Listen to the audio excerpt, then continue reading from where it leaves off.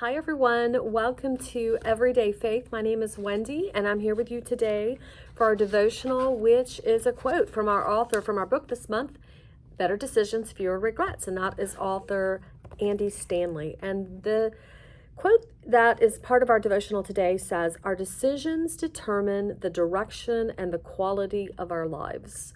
Our decisions determine the direction and the quality of our lives. I hope you've enjoyed the book as much as I have, and I just want to give a really quick kind of a recap on the questions and the decisions that the author presented throughout the book. If you haven't been participating in the conversation in the app, I really encourage you to do so. It's just some great insight from our different community members, and it's just really helpful to interact and learn from others. So the first question and decision was, I will not lie to myself even when the truth makes me feel bad about myself. The second was a legacy question, and the decision was, I will write a story I'm proud to tell, one decision at a time. And one of the quotes from the book that was really impactful to me was, it said, I don't want to be a liar for life. What a way to look at your decisions. The third was a conscience question, and the decision was, I will explore rather than ignore my conscience. And this is about listening to your gut feeling that you have about situations, as well as listening to loved ones, friends and family who have some insight and processing what they're sharing with you. The fourth is the maturity question with a decision that says, I will take the past, present, and future into consideration.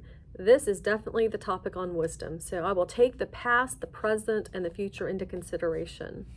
The fifth is a relationship question, and the decision was, I will decide with the interest of others in mind. And another quote that I loved was, love requires us to do everything in our power to protect or guard the relationship. I just thought that was so impactful.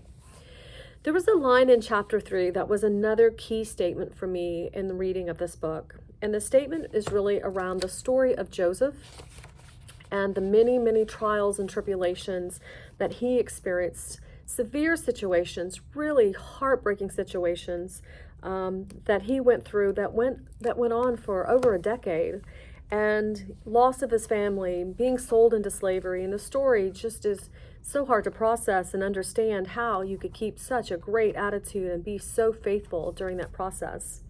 But the quote that was so impactful to me is, Joseph lived as if God were present.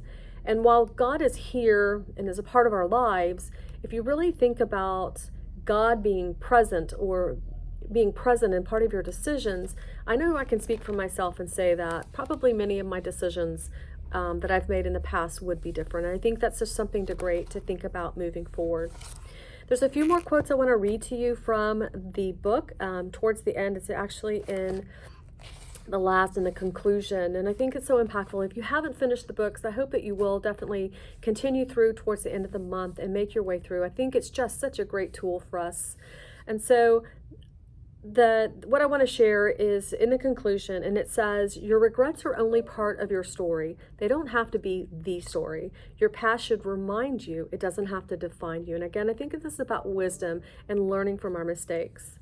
And so the very last thing that I want to share is, write a story you are proud to tell, a story distinguished by better decisions and fewer regrets. Thank you so much, and I will see you in a few days.